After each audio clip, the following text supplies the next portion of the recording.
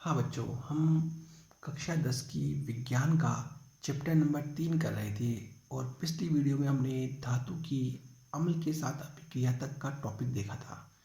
आज हम इसके आगे देखते हैं धातु की अधातु के साथ अभिक्रिया। ठीक है, तो देखिए बच्चों, इस धातु की अधातु के साथ अभिक्रिया से पहले हम नील्स बोर की परमाणु मॉडल जो है उसको देखेंगे। ठीक है, तो देखिए पहले हम देखेंगे नील्स बोर का परमाणु मॉडल। ठीक है, धातु अधातु की अभिक्रिया से पहले हम नील्स बोर के परमाणु मॉडल के द्वारा परमाणु की जो संरचना है कैसी होती है, कैसी इसने बताई थी, वो देखेंगे, जिससे कि ये टॉपिक हमें थोड़ा और इजी हो जाए समझने में। तो देखिए नील्स बोर ने ये कहा था कि जैसे ये परमाणु है, ठीक है, इस परमाणु के यहाँ पे केंद्र में सेंटर के अंदर नाभिक होता है, नाभिक। ठीक है, नाभिक होता है। इस नाभिक के अंदर प्रोटॉन और न्यूट्रॉन ये दो कण पाए जाते हैं और इलेक्ट्रॉन इस परमाणु के चारों परमाणु में इस नाभिक के चारों ओर चक्कर लगाते हैं। ठीक है, इलेक्ट्रॉन परमाणु के अंदर इस नाभिक के चारों ओर इस कक्षा में चक्कर लगाते हैं। करेक्ट। इसके अलावा नील्स बोर ने ये कहा कि जो परमाणु होता है उस परमाणु के अंदर ये जो कक्षा होती है, ये कक्षा इसे हम ऊर्जा स्तर भी कह सकते हैं या ऊर्जा स्तर। ठीक है, इनकी संख्या एक से ज़्यादा भी हो सकती है। परमाणु बड़ा है तो ज़्यादा और परमाणु छोटा है तो कम। जैसे कि मान लीजिए एक परमाणु ये हो गया, परमाणु के अंदर एक कक्षा ये हो गई, दूसरी कक्षा ये, तीसरी कक्षा ये, ठीक है, चौथी कक्षा ये। इस प्रकार परमाणु के अंदर एक से अधिक कक्षाएं होती हैं। नील्स बोर ने ये बात बताई। ठीक है, ये नाभिक हो गया, ये प्रथम कक्षा, ठीक है, जिसे हम के से प्रदर्शित करते हैं। ये सेकंड कक्षा जिसे हम एल से प्रदर्शित करते हैं। ये तीसरी कक्षा जिसे हम एम से प्रदर्शित करते हैं। इसके अगली कक्षा को एन से प्रदर्शित करते हैं। इस प्रकार इन कक्षाओं को हम के, एल, एम, एन से प्रदर्शित करते हैं। यदि नंबर की बात करें तो इन कक्षाओं को हम 1, 2, 3, 4, 5 इस तरह नंबर के रूप में भी प्रदर्शित कर सकते हैं। करेक्ट। तो इसने कहा कि नाभिक में क्या होता है, प्रोटॉन और न्यूट्रॉन, और इलेक्ट्रॉन जो होता है इन कक्षाओं में चक्कर लगाते हैं। नील्स बोर ने परमाणु की जो स्ट्रक्चर थी वो इस प्रकार की उसने बताई कि परमाणु इस प्रकार का होता है। देखिए बच्चों, हाँ बच्चों, देखिए इन परमाणु के अंदर, ठीक है ना, ये जो कक्षाएं होती हैं इन कक्षाओं में इलेक्ट्रॉन्स की संख्या अलग अलग होती है। इसके अंदर इलेक्ट्रॉन की संख्या कुछ होगी, इसके अंदर कुछ, इसके अंदर कुछ, इसके अंदर कुछ। इन कक्षाओं में इलेक्ट्रॉन की संख्या क्या होती है, इसे हम एक फार्मूले से कैलकुलेट करते हैं, जो कि ये है। देखिए, इन कक्षाओं में इलेक्ट्रॉन की संख्या 2n² से ज्ञात करते हैं।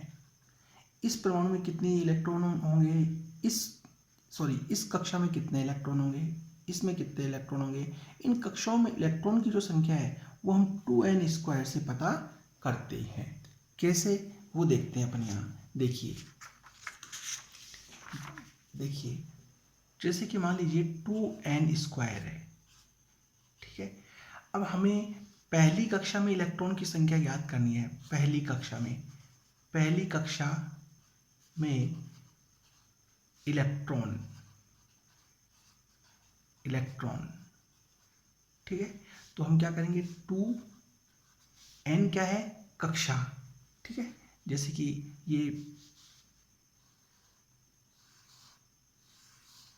ये प्रथम कक्षा एक, ये एक, ठीक है। तो इसका कैलकुलेशन करने पे क्या आएगा, 2। तो फर्स्ट कक्षा में कितने इलेक्ट्रॉन होंगे, 2 इलेक्ट्रॉन होंगे, ठीक है। अगर हमें अब दूसरी कक्षा में इलेक्ट्रॉन की संख्या ज्ञात करनी है तो दूसरी कक्षा में इलेक्ट्रॉन दूसरी कक्षा में कितने इलेक्ट्रॉन होंगे, तो इजिकल 2n², ठीक है। देखिए 2n क्या है, कक्षा का नंबर, जैसे सेकंड कक्षा है तो यहाँ 2 लिखेंगे, ठीक है, होल स्क्वायर। कैलकुलेशन करने पे क्या आएगा, 8, अर्थात दूसरी कक्षा में कितने इलेक्ट्रॉन होंगे, 8 इलेक्ट्रॉन होंगे। इस प्रकार इन कक्षाओं में इलेक्ट्रॉन की संख्या हम इस फार्मूले से पता करते हैं, करेक्ट। तो बच्चों ये थी नील्स बोर की परमाणु संरचना। देखिए अब इसके बाद हम हमारे टॉपिक जो है उसको हम देखते हैं कि धातु की अधातु से अभिक्रिया, ठीक है। अब हमारे इस टॉपिक को हम क्लियर करेंगे, ठीक है। वैसे इसके बारे में बहुत कुछ है, लेकिन हम टॉपिक को समझने के लिए अभी हम इतना ही करेंगे, ठीक है। देखिए इस टॉपिक को, हाँ बच्चों, देखिए धातु की अधातु से अभिक्रिया में आप देखेंगे पहले NaCl का बनना, ठीक है, बनना। तो देखिए बच्चों, सोडियम क्या होता है, धातु, क्लोरीन क्या है, अधातु, क्योंकि क्लोरीन क्या है, एक गैस है। तो ये दोनों क्या है, धातु और अधातु। तो इन दोनों की क्रिया कैसे हुई वो हम यहाँ देखेंगे। तो देखिए सबसे पहले हम सोडियम के बारे में देखते हैं। देखिए सोडियम जो होता है का परमाणु क्रमांक 11 है, ठीक है। सोडियम का इलेक्ट्रॉनिक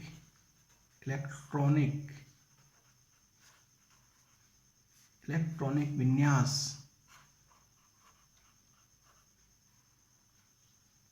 281 है, अर्थात इसकी जो के शेल होती है उसमें 2 इलेक्ट्रॉन होते हैं, एल में 8 होते हैं, ठीक है, एल सेल के अंदर, और एम सेल के अंदर 1 इलेक्ट्रॉन होते हैं, करेक्ट।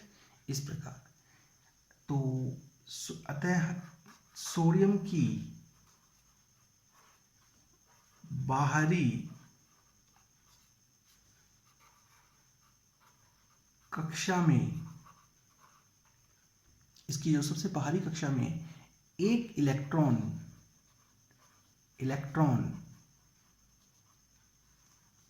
होता है, अर्थात इसकी बाहरी कक्षा में कितने इलेक्ट्रॉन होते हैं, 1 इलेक्ट्रॉन होता है। बाहरी कक्षा इट मीन्स कक्षा एम कक्षा के अंदर। कैसे, वो देखिए हम यहाँ डायग्राम से देखते हैं।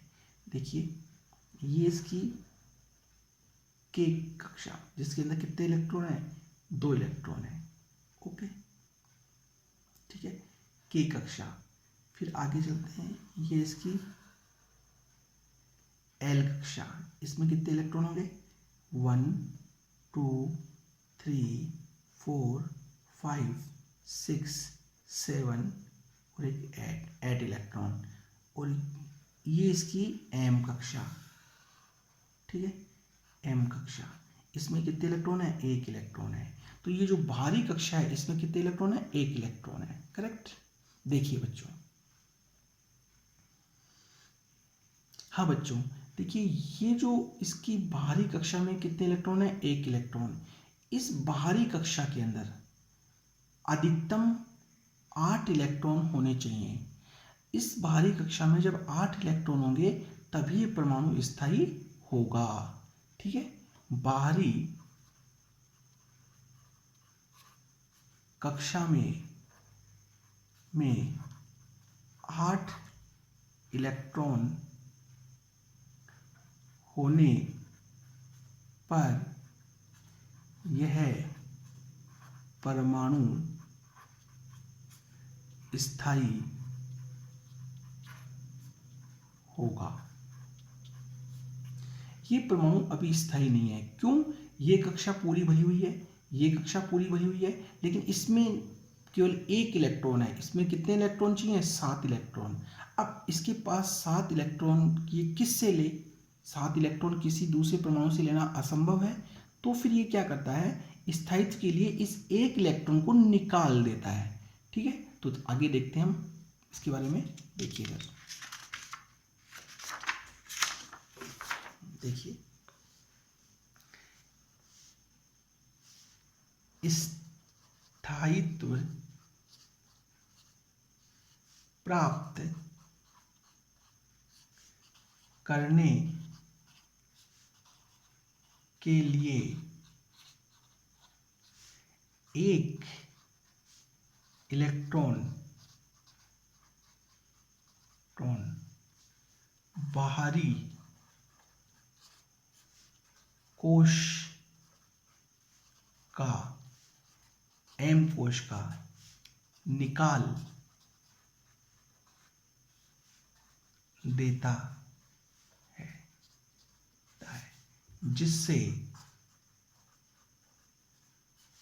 एम कोश समाप्त हो जाता है। देखिए, ये के कोश, ठीक है, ये एल कोश 1 2 3 4 5 6 7 8, ये के एल कोश, और ये इसका एम कोश है। ठीक है, ये इसका एम कोश हो गया, एम कोश हो गया। तो सबसे भारी कोश जो एम है, इसमें से ये एक इलेक्ट्रॉन को क्या करता है? निकाल देता है। देखिए, हाँ देखिए बच्चों, ये इस इलेक्ट्रॉन को निकाल देगा। ठीक है, तब ये एक इलेक्ट्रॉन को यदि जब निकालता है तो देखिए, ये इस इलेक्ट्रॉन को निकालेगा तो ये कोश क्या होगी? समाप्त हो जाएगी। फिर ये केवल एल और एम, ये दो कोश ही बचेगी। तो देखिए, इस प्रकार ये एक इलेक्ट्रॉन, दो इलेक्ट्रॉन, के कोश। ठीक है, नेक्स्ट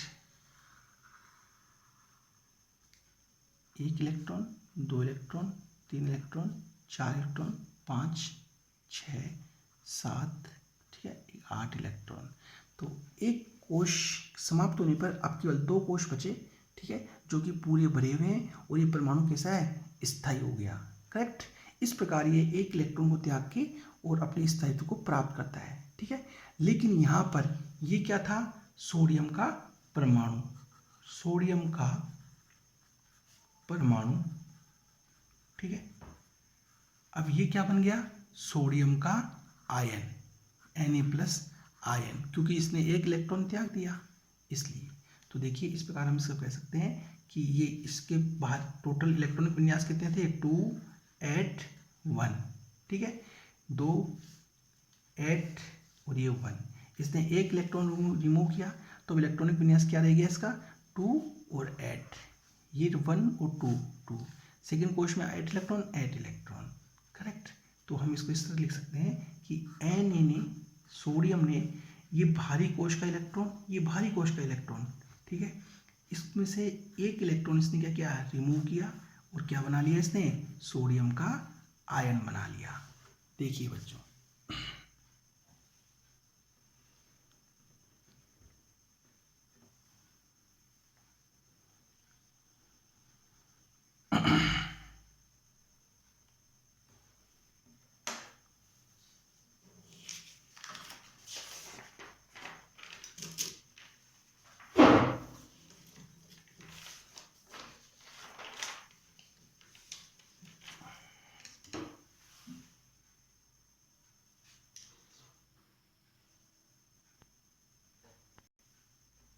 हाँ बच्चों, अब हम देखते हैं क्लोरीन के बारे में। ठीक है, क्लोरीन। क्लोरीन। देखिए क्लोरीन का परमाणु क्रमांक 17 है। ठीक है, क्लोरीन का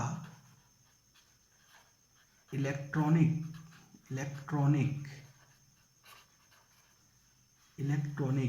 विन्यास, इसका जो इलेक्ट्रॉनिक विन्यास होता है वो 2, 8 और 7 है।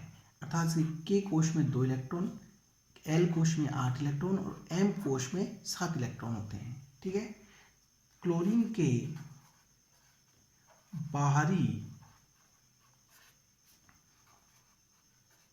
कोश में 7 इलेक्ट्रॉन होते हैं। ठीक है, अर्थात इसके बाहरी कोश में कितने इलेक्ट्रॉन होते हैं? 7 इलेक्ट्रॉन होते हैं। तो देखते हैं इसके बारे में अपन पहले। देखिए हम पीछे इसकी परमाणु संरचना बना के उसके बारे में देखते हैं। देखिए बच्चों, ये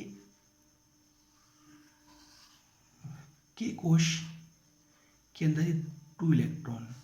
ठीक है, ये एल कोश, ठीक है, इसके अंदर के 8 इलेक्ट्रॉन, 1 2 3 4 5 6 7 8, ये एल कोश में 8 इलेक्ट्रॉन। अब एम कोश की बात करते हैं तो देखिए ये एम कोश, इसके अंदर 1 2 3 4 5 6 7, इसके अंदर ये 7 इलेक्ट्रॉन। के कोश के अंदर ये 2 इलेक्ट्रॉन, एल कोश के अंदर ये 8 इलेक्ट्रॉन और एम कोश के अंदर ये 7 इलेक्ट्रॉन। करेक्ट, ये है क्लोरीन के परमाणु की स्ट्रक्चर। करेक्ट। अब देखिए बच्चों, ये परमाणु स्थायी नहीं है। क्यों नहीं है? क्योंकि इस बाहरी कोश में 8 इलेक्ट्रॉन होने चाहिए, लेकिन इसके पास कितने इलेक्ट्रॉन हैं? 7 इलेक्ट्रॉन। अर्थात उसे स्थायित्व के लिए 1 इलेक्ट्रॉन और चाहिए। तो देखिए इसके बाहरी कोश में 7 इलेक्ट्रॉन है। अतः स्थायित्व के लिए 1 इलेक्ट्रॉन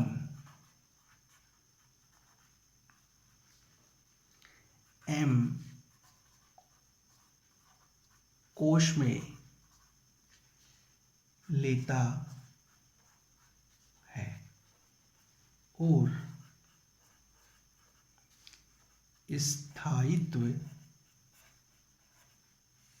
प्राप्त करता है। 1 इलेक्ट्रॉन लेके स्थायित्व को प्राप्त करता है। बाहरी कोश में 7 इलेक्ट्रॉन होते हैं। स्थायित्व के लिए 1 इलेक्ट्रॉन एम कोश में लेता है और स्थायित्व को प्राप्त करता है। कैसे, वो देखते हैं हम यहाँ पे।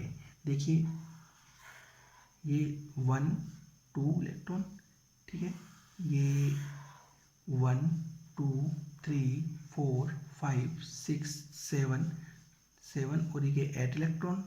फिर अगला हम देखते हैं, देखिए 7 इलेक्ट्रॉन, 1 2 3 4 5 6, ये 7 इलेक्ट्रॉन।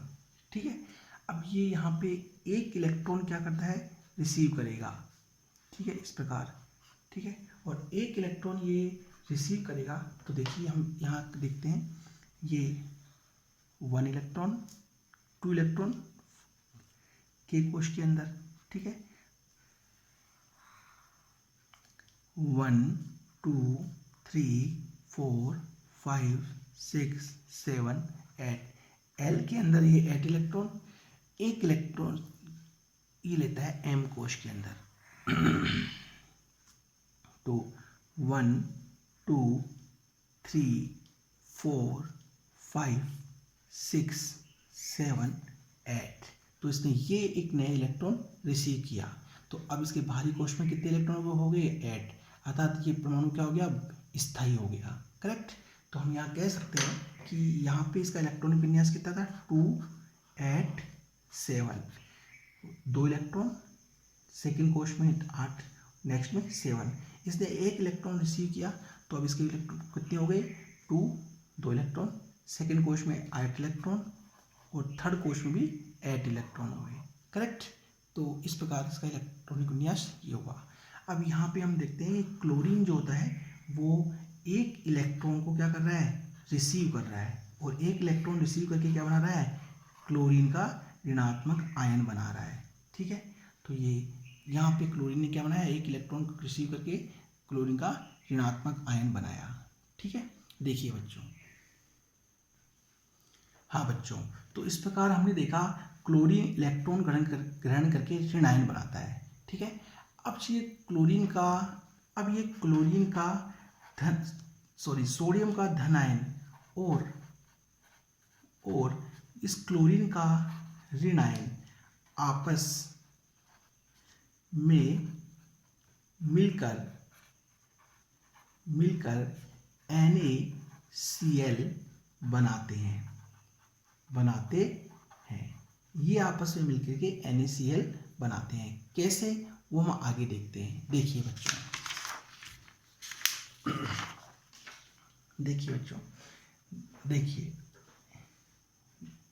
देखिए ये सोडियम है।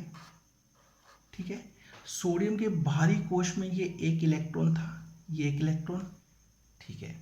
ये प्लस, ये क्लोरीन है। क्लोरीन के बाहरी कोश में 7 इलेक्ट्रॉन थे, तो ये 1 2 3 4 5 6 और एक 7। ठीक है। तो देखिए बच्चों, जब सोडियम का परमाणु क्लोरीन के परमाणु से क्रिया करता है, जब धातु इस अधातु से क्रिया करता है, तो ये स्थायित्व प्राप्त करने के लिए एक इलेक्ट्रॉन इसको दे देता है, और ये स्थायित्व प्राप्त करने के लिए इससे एक इलेक्ट्रॉन ले लेता है। तो ये एक इलेक्ट्रॉन इसको दे देता है। तो हम कह सकते हैं इलेक्ट्रॉन का स्थानांतरण। करेक्ट। यहाँ पे इलेक्ट्रॉन का क्या होता है? स्थानांतरण होता है। तो देखिए, जैसे ही ये एक इलेक्ट्रॉन इसको देगा, ये इलेक्ट्रॉन जैसे यहाँ ट्रांसफर करेगा तो ये क्या हो जाएगा? धन आवेशित। और ये जैसे ही इस इलेक्ट्रॉन को रिसीव करेगा तो ये क्या हो जाएगा? क्लोरीन ऋण आवेशित। ठीक है। तो 2 4 6 और एक 7 और एक इलेक्ट्रॉन ये सोडियम का, तो ये क्या बन गया? ऋण आवेशित। ठीक है, ऋण आयन। और ये क्या बन गया? धन आयन। ठीक है। अब ये धन आयन है, ये ऋण आयन है, और धन और ऋण आयन आपस में एक दूसरे को क्या करेंगे? आकर्षित करेंगे। ठीक है। और ये दोनों जब आपस में आगे एक दूसरे को आकर्षित करेंगे तो इनके बीच में एक बॉन्ड बनेगा। ठीक है। बॉन्ड, इसे कहते हैं हम बंध। ठीक है। और इस बंध के द्वारा ये दोनों जुड़ करके एक सोडियम क्लोराइड का यौगिक बनाते हैं। यौगिक। ठीक है। यौगिक बनाते हैं। करेक्ट। देखिए बच्चों, हाँ तो बच्चों, इस प्रकार ये सोडियम क्लोराइड का यौगिक बनता है। ठीक है।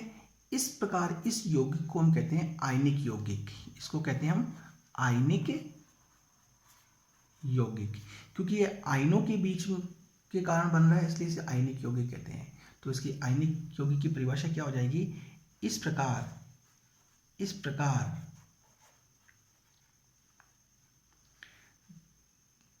धातु द्वारा अधातु को इलेक्ट्रॉन स्थानांतरण से बना यौगिक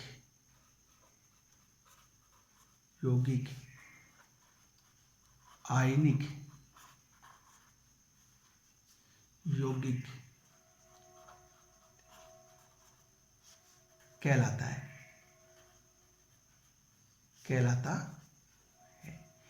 धातु और अधातु को इलेक्ट्रॉन के स्थानांतरण से जो यौगिक बनता है उस यौगिक को हम क्या कहते हैं? आयनिक यौगिक कहते हैं। ठीक है, इनके बीच बना बंध आयनिक बंध कहलाता है। आयनिक बंध कहलाता। इनके बीच में जो ये बॉन्ड बनता है इस बॉन्ड को हम कहते हैं आयनिक बंध। आयनिक बंध, करेक्ट। यही तो एग्जाम में कई बार प्रश्न पूछा जाता है कि आयनिक यौगिक किसे कहते हैं, ये इसकी परिभाषा है कई। ठीक है, तो बच्चों एग्जाम में प्रश्न आता है आयनिक यौगिक किसे कहते हैं, NaCl के बनने को समझाओ, तो आपको ये पूरा प्रॉपर समझाना है। ठीक है, इसी चीज को हम चित्र के आधार पे यहाँ और क्लियर कर देते हैं। जैसे सोडियम का है तो देखिए ये 1 2 3 4 5 6 7 और ये 8। ठीक है, यहाँ देखिए ये एक इलेक्ट्रॉन ही हो गया, तो ये है सोडियम का, सोडियम Na का परमाणु, करेक्ट। यहाँ पे देखते हैं हम प्लस, ये क्लोरीन का परमाणु 2 1 2 3 4 5 6 7 8 क्लोरीन का परमाणु 1 2 3 4 5 6 7, ये क्लोरीन Cl का परमाणु। ओके, यहाँ हम इसको डायग्राम के बेस पे देखें तो ये एक इलेक्ट्रॉन अपना इसको देता है। ठीक है, तो देखिए 1 2 3 4 5 6 7 ब्रिगेड, ये सोडियम का आयन, ये एक इलेक्ट्रॉन निकालेगा, ये कोश विलुप्त हो जाएगा, तो ये 2 कोश बचेंगे, ये 2 कोश प्लस ये इलेक्ट्रॉन इसमें आएगा। तो यहाँ पे हम देखते हैं 1 2 3 4 5 6 7 8, फिर एक देखते हैं तो ये देखिए 1 2 3 4 5 6 7 8, ये क्लोरीन का ऋणायन आयन। ठीक है, इस प्रकार ये मिलकर के NaCl बनाते हैं। NaCl देखिए, तो एग्जाम में प्रश्न आता है NaCl का बनना, तो ये है बच्चों NaCl का बनना जो आपको बताना पड़ेगा। देखिए, हाँ बच्चों देखिए, इस प्रकार हमने इस वीडियो में NaCl का बनना देखा। ठीक है, अगर बच्चों ये वीडियो आपको पसंद आई हो तो प्लीज़ इसे सब्सक्राइब और लाइक ज़रूर करें, जिससे कि अगली वीडियो हम समय पर आपको उपलब्ध करवा सकें। Thank you.